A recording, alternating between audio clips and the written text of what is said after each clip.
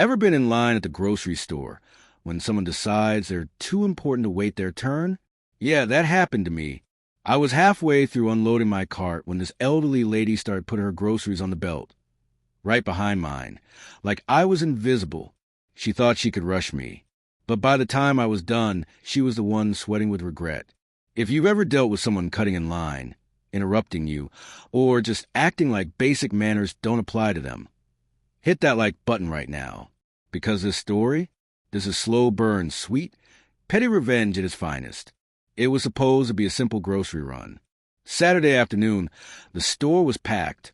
Families, college kids, couples arguing over cereal. The usual chaos.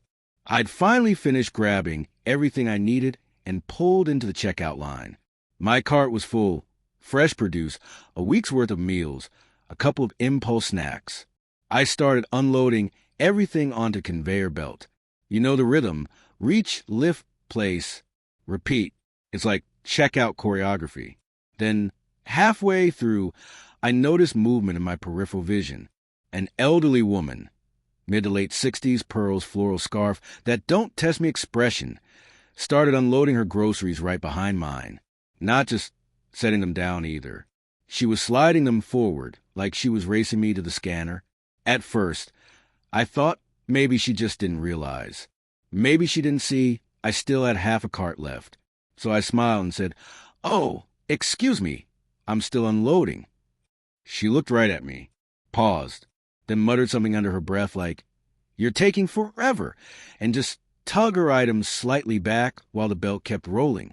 That's when I realized she knew exactly what she was doing. The entitlement radiated off her. She wanted me to hurry. She wanted to push me out of her way. And in that moment, something in me clicked. Fine, I thought.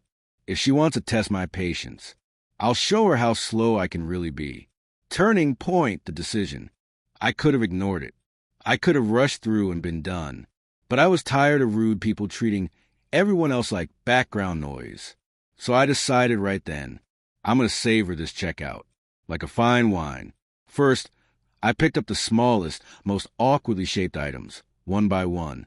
A single can of beans, a lone avocado, each one placed carefully on the belt, perfectly spaced apart, so the cashier had to wait between every scan. Meanwhile, the belt kept moving forward, and the woman behind me had to keep dragging her groceries back so they didn't get mixed in. She huffed, loudly. The cashier glanced at her, then at me. I just smiled. "Busy day, huh?" I said to the cashier, casually, "Do you ever notice how people get extra impatient on weekends?" The cashier chuckled. "Oh, every time." Perfect. Now I had an ally. Then came the next act, payment. Normally, I'd tap my card and be done in seconds. Not today. Today, I paid in cash. Bills, coins, the whole slow counting ritual. I made sure to double-check every dollar, like I was balancing a federal budget. The woman behind me was practically vibrating with impatience. When I finally finished paying, she leaned forward slightly as if to signal, finally. But no, I wasn't done. Now came the bagging.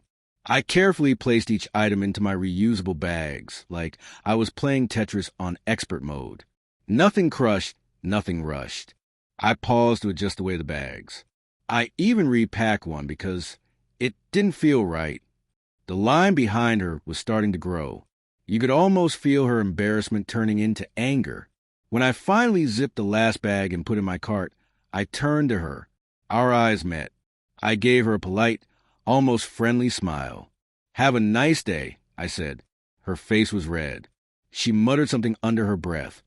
Probably not a compliment, but I didn't care, because walking out of that store with my bags in hand, I felt one thing, vindication. As I left, I looked back once. She was still unloading her cart, furious, muttering to herself. And that's when it hit me.